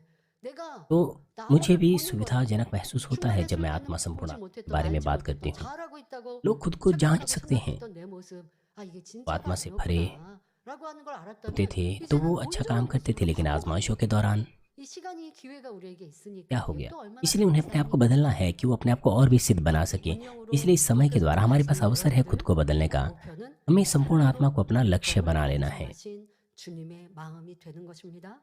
자, 그런 마음이 되어서 원수까지더라도 사랑하는 사람이 되리라 다짐하고 결단합니다. 마음속에 हम 내 निर्णय 작은 ले 악의 हमने 모양도 निर्णय लिया है कि हम प्रभु का हृदय साध लें, जिन्होंने 발견되면 प्रेम को 힘들고 व्यवस्था को 지치는 प्रेम 것이 से पूरा 아니라 किया। 기뻐하고 즐거워하는 성도님들이 되었습니다. 이렇게 변화되고 इसीलिए जब हम अपने अंदर 아버지 बुराई ढूंढते हैं तो हम 온전히 निराश नहीं 살고 होते, 주님 बल्कि हम 마음을 आनंदित होते 배울 हैं 때 कि हम निरंतर अपने आप को इस तरह से 대성전 बदलने के 건축을 द्वारा 위한 प्रभु और पिता 우리 के हृदय को 편의 साध लेंगे। 준비는 마쳤다고 말할 수 있습니다. हमें अपनी ओर से ग्रैंड 여러분들, सेंचुरी के लिए 그렇게 इस 사모해야 해서 तैयारी को पूरा 마쳤던 게 करना 아니라 है। 그렇게 되어야 됩니다. 지금은 우리가 हमें 이제 이 길로 꼭 가겠습니다. 성결 निर्णय लेना है कि हम पवित्रकरण के मार्ग पर चलें। 잃어버렸던 성결에 대한 사모함을 다시 가지셨다면 이제 그 길로 हमें 힘차게 फिर से निर्णय 계속해서 लेना है कि हम 성결로 पवित्र बने और निरंतर आगे बढ़ते जाएं 대성전을 이룰 준비를 마쳤다. और पवित्र बनकर उभरें।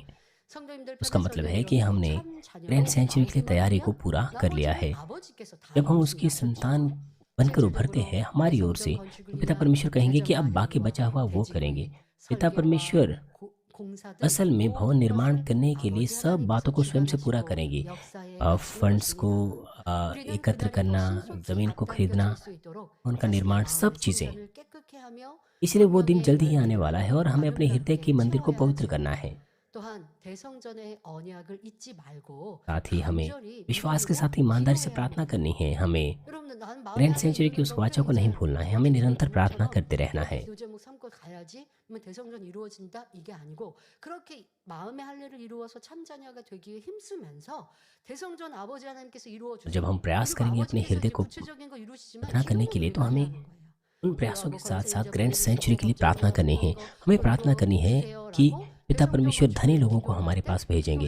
जब हम ग्रैंड सेंचुरी के लिए प्रार्थना करते हैं, मेरा मतलब है जब लोग ग्रैंड सेंचुरी के लिए प्रार्थना करते हैं तो कुछ ऐसी चीज़ें हैं जिनके लिए हमें प्रार्थना करनी है। 그럴 때 이루실 대성전의 축복은 तब जो ग्रैंड 우리의 सेंचुरी की आशीषें 상급과 है 영광이 되는 वो 것입니다. हमारे लिए प्रतिफल और महिमा 자, बनेंगे। 그리고 대성전과 함께 우리가 और ग्रैंड 바라고 सेंचुरी के 기도해야 अलावा 할 것이 또 있지요. कुछ ऐसी दूसरी चीज़ें हैं जिनके लिए हमें प्रार्थना करनी है। वो है कनान सेंचुरी और 가나안 वर्तमान 토지는 भवन 우리 का 소유입니다. स्थानांतरण। 여러분들 कनान सेंचुरी का जो 이렇게 우리는 가나안 मान 토지에 है 매입했어요. वो हमारा है। हमने 우리는 भेंटों के द्वारा 가나안 उस जगह को 성전을 खरीदा है। 기도할 때 하나님께서 और कनान 역사하셔서 सेंचुरी को 법적인 허락이 이루어지고 वो प्रार्थना 아름다운 करते हुए हमें 성전을 प्रार्थना करनी है कि 이루게 परमेश्वर 될 것입니다. हमारी मदद करेगा। हमें तमाम कानूनी 기도는 계속합니다. अनुमतियाँ मिल जाएगी और हम 아버지 भवन 하나님께서 को बनाएंगे। 역사하실지 हमारी प्रार्थना आज भी जारी है। हम नहीं जानते कि पिता परमेश्वर किस प्रकार से कार्य करेंगे। वो अपने हिसाब से कार्य करेंगे, लेकिन हमारा काम है प्रार्थना करना। हमें प्रार्थना करनी है। 환경과 조건들을 कि पिता 통하여 परमेश्वर 또 कार्य 서비스 करेंगे। 뭐 이런 부분들을 통하여 성전 건축이 허가가 되어지면 우리는 가나안 부지에 성전을 지을 수 있는 것이잖아요. 이런 기도는 여러분들이 계속 해 ताकि 가시면 हम 됩니다. अनुमति 또 प्राप्त कर सकें। हम 아버지님께서 लगातार उसके लिए 우리에게 प्रार्थना 그렇게 करते 기도를 रहें। 원하시고 아버지 방법으로 다르게 인도하시면 또 그 방법대로 가면 되고, तब 그리고 पिता 그 परमेश्वर 기도가 हमारी 없어짐이 प्रार्थना को 아니라 सुनेगा 그 और वो 기도는 अपना कार्य 쌓여서 अपने 또 तरीके से 아버지께서 करेगा। 이루실 일들을 हमारी 준비하는 प्रार्थनाएं 것이니까 가나안 जब 성전은 जब 여러분들이 एकत्र 더욱더 होती हैं तो 기도를 पिता 해 परमेश्वर अपना 가시면 कार्य 됩니다. करते हैं। 자, 그리고 현재 हम 우리가 इस तरह से 가질 कनान सेंचुरी के लिए 기도하는 प्रार्थना कर सकते 내용은 हैं। 성전 और जब हम 이전입니다. 함께 모여 भवन के स्थानांतरण 기도하고 के लिए 찬양, ईमानदारी से 기도하며 प्रार्थना करेंगे तो 성도의 वो भवन 교제를 वो भवन 나누며 होगा जहाँ 하나님의 पर हम 권능을 प्रार्थना 높여드리는 स्तुति आराधना के लिए 성전이죠. एकत्र 우리 होंगे और 성전을 परमेश्वर 이루어 예배할 때 को 우리의 그 ऊंचा 권능이 उठाएंगे उसके 얼마나 सामर्थ्य के द्वारा। 크겠습니까? 그런데 ये कितना 이때에 अच्छा होगा जहाँ पर 아버지 हम 하나님께서 एकत्र होंगे और 우리의 परमेश्वर 예배, की आराधना 기도, करेंगे। लेकिन उससे भी 찬양을 पूरा करने के लिए 기뻐하시며 हमें 우리가 अपनी 서로 प्रार्थना 살아가는 स्तुति और 향해 आराधना 하나님 को पिता 보좌에까지 परमेश्वर को प्रसन्न 상달되어져야 करने वाली 됩니다. बनाना है। 그러면 और 함께 हमारा जो 모여서 예배할 때 पारस्परिक 그때 प्रेम की जो 되면 सुगंध 그렇게 है वो 하겠다라는 परमेश्वर 마음 के 가져야 सिंहासन तक 될까요? पहुंचनी चाहिए। 아니지요. लेकिन हमें ये नहीं 지금부터 कहना चाहिए कि 우리의 यहाँ 마음과 से 모습이 स्थानांतरित होने के बाद 하나님이 हम ऐसा कर लेंगे। 기뻐받으시는 사랑의 향이 될 때에 जब हम अपने हृदय 신속히 अपने 이룰 수 स्वभाव को 있는 बदलते हैं 그러니 परमेश्वर हमारी सुगंध को ग्रहण करता है। इसीलिए जो स्थानांतरण है वो तेजी से पूरा किया जा सकता है। इसलिए मैं विनती करती हूँ कि आप सभी लोग आगे आएं प्रार्थना स्तुति और आराधना में, जिसे पिता परमेश्वर हमसे चाहते हैं। 올려주시면 됩니다. 여러분들 각자가 흩어져서 가정에서 기도하고 जब आप 예배합니다. आराधना करते हैं प्रार्थना 그런데 करते हैं 아버지께서도 우리가 한 इस 자리에 स्थानों 함께 में 모여 예배하면 더 기뻐하시지 않겠어요? पिता परमेश्वर और भी अधिक प्रसन्न होंगे अगर हम एक ही जगह पर एकत्र हो जाएं, इकट्ठे हो जाएं। 그럼 아버지께서 그런 양을 뭘 모아서 받으시겠습니까? 그런데 우리가 각자 있는 곳에서 마음과 뜻과 정성을 다해 아버지를 사랑하고 변화된 성도들이 흩어져 예배하고 기도하고 찬양하고 있어요. 그럼 아버지께서도 보실 때 इस वक्त भले ही हम अलग अलग स्थानों में आराधना कर रहे हैं, 더 기쁘고 사랑스러울 텐데 우리 작년에도 함께 모여서 또 행사하니 얼마나 우리도 행복하고 아버지도 얼마나 기뻐하실까 여러분 पिता 생각해 परमेश्वर 보셨잖아요. 그렇게 우리가 있는 현재 있는 मेरा 곳에서 मतलब है हम जहाँ पर भी है 하나님께 हमें इस तरह की सुगंध को अर्पण करना है, तो पिता परमेश्वर प्रसन्न होंगे और तब पिता परमेश्वर सब कामों को सुंदरता से पूरा करेंगे। जब पिता परमेश्वर कहते हैं कि वो करेंगे 과정이 있잖아요. 그것은 우리는 성전 이전을 위해서 तो वो 준비해 चीज़ें 놓은 होंगी। 당의자님께서 준비해 주셨고 हमारे पास 그것으로 अपने 성전 फंड्स 이전을 हैं 두면 되는데 또 모든 것이 형통해야죠. और हम भवन 그냥 के 집 स्थानांतरण का 하나 कार्य 사실 कर सकते 이사를 हैं। 해도 오랫동안 준비하고 이것저것 알아보고 하는데 हम सब चीज़ों को 우리 बेहतर कर सकते हैं। 성전이 अगर हम 이전을 घर भी 하고 खरीदें तो हमें 성전을 बहुत सारी 건축할 प्रक्रियाओं से 것인지 गुजरना पड़ता है। 아니면 लेकिन 건물을 अगर हम अपने 만들 बड़े भवन की 것인지 बात करें तो 여러 बहुत सारी 가지로 चीज़ों को हमें ध्यान में रखना 합쳐서 पड़ता है। 찾고 बहुत सी 준비하는 चीज़ों पर 것입니다. निर्णय लेना पड़ता है 여러분들이 형통하도록 और चर्च के 기도해 कार्यकर्ता मेहनत 주시고 से इस पर कार्य कर रहे हैं। 지금 इसलिए मैं 있는 आपसे आग्रह करती हूँ कि आप और भी मेहनत से चर्च 기뻐하시는 स्थानांतरण 예배와 के लिए 기도와 प्रार्थना करें। 헌신으로 आप जहाँ भी हैं 향을 마음껏 आप 올려드려서 अपने 아버지께서 हृदय की 우리의 सुंदर सुगंध 예배와 को 모임이 한 자리에 अर्पण करें आराधना करने के 모이는 द्वारा, 것을 समर्पण 기뻐하실 करने 수 के द्वारा, ताकि 모든 걸 पिता 형통케 परमेश्वर 해주실 수 있도록 그렇게 सब चीज़ों को 여러분들이 더 성전을 사모하며 सहजता से 기도해 करें। 주시길 바랍니다. मुझे आशा है कि आप भवन की ओर अधिक लालसा रखें और उसके लिए 사랑하는 प्रार्थना 성도 करें। 여러분, आइए इस संदेश का 아버지 सारांश 하나님을 मैं आपको 정녕 दूंगी। 믿고 भाइयों और 사랑하는 बहनों, 성도들은 यदि 시간 आप परमेश्वर 말씀을 पर 들으실 때 भरोसा रखें, 영적인 उसे प्रेम 자부심을 करें, 갖게 तो 되셨으면 आत्मिक रूप से 좋겠습니다. आपको गर्व 이 होगा। 마지막 때 इस संदेश को 아버지의 सुनते हुए 마음의 हमें 결정자인 अत्यधिक आदर 결정체인 महसूस 내 करना है, क्योंकि 성전을 हम इस 이루는 कलीसिया के सदस्य 제자의 हैं 성도라는 जो ग्रैंड 사실만으로도 सेंचुरी बनाएगी, जो पिता 너무도 परमेश्वर के हृदय 크고 का एक 놀라운 संग्रह है। 영광스러운 इस अंत के 일이지요. समय में 지금까지 우리는 예배, आज के दिन तक 기도, हमने अच्छा 찬양, उदाहरण स्थापित किया 봉사, है। 헌신 등 이 संसार भर 재단에서 में बहुत 행해지는 से 모든 पास्टर्स, 것이 세계 चर्चेस 많은 교회와 और बहुत से मसीहों के बीच 성도들의 जिस तरह से हम 공유되어 स्तुति करते हैं, 왔습니다. आराधना करते हैं, प्रार्थना करते हैं, इस तरह के पहलू में हमने एक उदाहरण स्थापित किया है। इसी वजह से बहुत से पास्टर, चर्च के लीडर्स इस कलीसिया में आए कि वो हमसे सीखें, और उन्हें बड़ी हैरानी भी हुई। उनमें से लगभग हर व्यक्ति बड़े हैरान हुए। हमारे सुंदर भवन को देखकर, हमारे सुंदर वेदी को देखकर उन्होंने ऐसा महसूस किया जैसे मानो वो स्वर्ग में थे, हमारे प्रभु की बाहों में थे।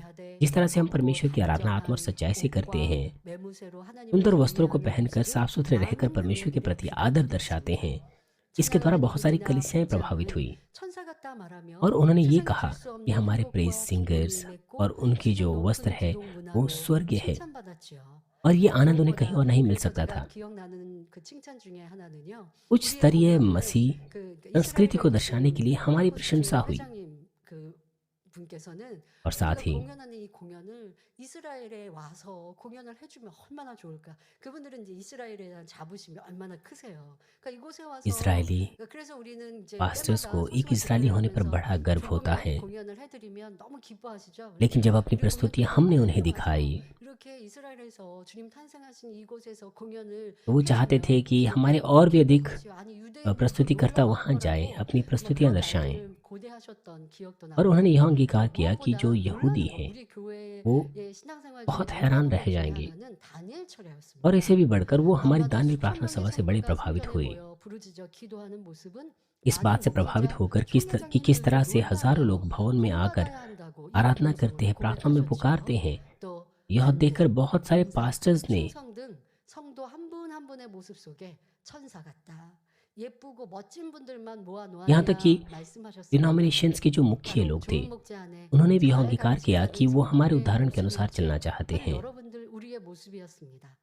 इस तरह से 지금도 हमारे चरवाहे ने 우리의 हमें 예배와 सिखाया है। 기도는 यहाँ तक कि अभी भी 세계 हमारी 곳곳에 प्रार्थनाएं 생중계 उनका सीधा 방송되고 प्रसारण किया जाता है, 있습니다. 또 방송을 통해 책자를 통해 और 복음 सुसमाचार का 전파가 प्रचार हमारे 이루어지고 있죠. ब्रॉडकास्टिंग और 그리고 प्रकाशन 이 सेवकाई के द्वारा 기회를 फैलाया जा रहा है। 다니엘을 사모하는 बहुत सी 많은 आत्माएं, बहुत सी 영혼들과 कलीसियाएं, 목회자, 교회들이 बहुत 이 से 제자들을 पास्टर्स 한번 इस पवित्रता के 방문하기를 सुसमाचार 고대하고 की लालसा 있습니다. रखते हैं और वो इस 그러니 कलीसिया में 우리는 आ रहे हैं। 변화된 इस प्रकार 아름다운 हमें 성도로 परमेश्वर को 아버지 प्रसन्न 기뻐하시는 성전을 करने वाले 이루어 भवन को 드리며 समर्पण 더 करना 나아가 है, एक 대성전 परमेश्वर की 건축의 बदली हुई और 사명을 सुंदर विश्वासियों के 기필코 रूप में जो 이루어 드려야 할 것입니다. ग्रैंड 그리하여 सेंचुरी के 주님을 निर्माण कार्य को पूरा 사랑하고 करेंगे। 천국을 소망하는 हमें 세계의 많은 성도들의 एक ऐसा भवन 기도와 बनना 행복을 है 위해는 성전을 जो 이루어야 असंख्य 하겠습니다. विश्वासियों को आनंद और 그래서 खुशी दे। 하나님 हमारे 만민의 성도들뿐만이 아닙니다. 구원받은 세계 많은 प्रभु का 성도들이 प्रेम 우리의 예배의 और स्वर्ग 모습과 की आशा 찬양을 लोगों को 보며 दे। 이렇게 함께 हमें 기뻐하는 ग्रैंड 것을 सेंचुरी को पूरा 봅니다. करना है, 우리가 대성전을 और 이루었다면 जब संसार की 우리는 बहुत सी आत्माएं हमें 태평양의 देखेंगी तो 믿음의 वो भी 시간을 잘 आनंदित होंगी कि हम 통과하고 किस तरह से आराधना 정금 करते 같은 हैं। 믿음을 이루며 जब हम 마음의 ग्रैंड 성전으로 सेंचुरी को बना 옮기는 चुके होंगे तो इसका 것이 मतलब है कि 우리의 हमने 개인 विश्वास की 발걸음과 बहुत सारी 고백이 आजमाइशों को 얼마나 पार कर 크겠습니까? दिया है, 또한 शुद्ध सोने के समान 잠시 हृदय 천국이 साथ लिया है 이루어져도 और अपने हृदय को 아버지께서는 पूरी तरह से मंदिर बना लिया है, तो हम 합당한 कितने 자녀로 अधिक 나온 여러분에게 प्रसन्न होंगे और 칭찬과 भविष्य में 존귀와 परमेश्वर के संतान 영광을 के रूप में 얻게 परमेश्वर हमें 해주시죠. प्रशंसा देगा, आदर देगा, महिमा देगा, 단지 이제는 성도라 하여 जो 무조건 उसकी ग्रैंड 받으시는 सेंचुरी को 것이 बनाने के लिए 아니라 योग्य बन गए हैं। 대성전에 कृपया इस 담긴 बात को अपने 아버지의 ध्यान में 마음을 रखें 깨달아 참 कि यह 마음으로 आशीष सिर्फ 온전한 इसलिए नहीं दी 믿음을 जाएगी 소유한 क्योंकि आप इस कलीसिया के 합당한 सदस्य हैं, 성도에게 बल्कि तब दी जाएगी जब आप अपने आप को पूरी तरह से 바랍니다. सिद्ध हृदय और पूरे विश्वास के साथ योग्य बनाएं। 온전한 마음의 इसलिए मैं आपसे 성전을 विनती करती हूँ कि 이루어 आप और भी मेहनत 우리가 करें 이루어야 될 और अपने 성전을 हृदय को मंदिर बनाएं 귀한 और इस प्रकार 성전과 से 형통케 योग्य 되어질 बने कि 것입니다. परमेश्वर को प्रसन्न करने वाली ग्रैंड सेंचुरी को 아버지는 बना 기뻐하시는 सकें। 대성전 건축에 합당한 모든 성도님들로 나올 수 있기를 주님의 이름으로 축원합니다. 말씀 참고하시면서 함께 इस संदेश पर सोचते हुए सभी लोग साथ मिलकर प्रार्थना करेंगे। 신년 기도 제목 세 번째 마음 성전에 관한 말씀을 드렸습니다. 인간 경작 이래 아버지의 품으신 그 사랑의 마음이 대성전에 담겨 있고 또한 인간 경작을 승리로 이끄신 아버지 하나님께 올려드리는 승리의 상징적인 건물이 이 대성전이 될 것입니다.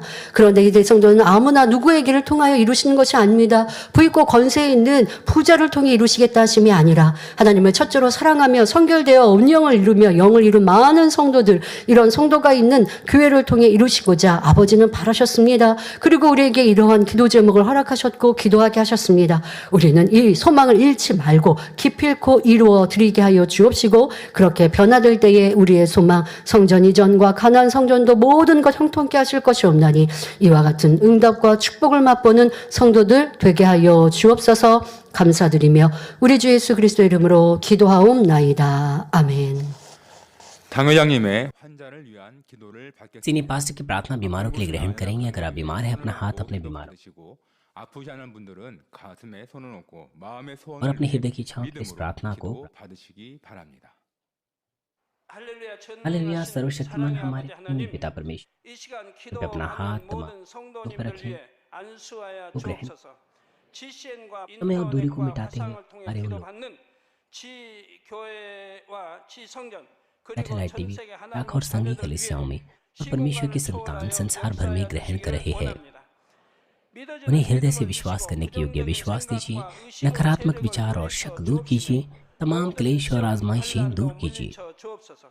सिर से लेकर पैर तक सभी अंदरूनी अंग, कोशिकाएं, उत्तक और तंत्रिकाएं और जो भी बीमार अंग हैं उन्हें पवित्र आत्मा की आग के द्वारा झुलसा दीजिए और मूल ज्योति के द्वारा 빛으로 역사하여 주옵소서.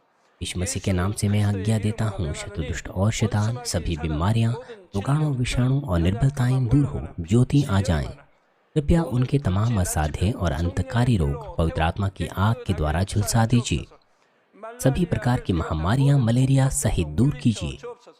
सभी संक्रामक रोग जैसे कि जुकाम और बुखार दूर हो, उन्हें सुरक्षा दीजिए। सभी प्रकार के रोगाणुओं और विषाणुओं से तमाम पेट, फेफड़े, जिगर, छाती, यूट्रिन और आंतों के कैंसर से उन्हें चंगा कीजिए।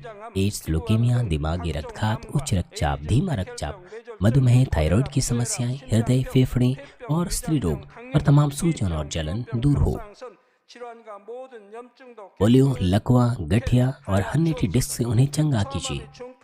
पीठ दर्द, सिर दर्द और मानसिक दर्द और सभी दूसरे दर्द गायब हो जाएं। मिर्गी, स्वलिनता, उदासी, तंत्रिका रोग और दूसरी मानसिक बीमारियां दूर हो। सभी प्रकार के लकवे खुल जाएं। उठें, चलें और कूदें।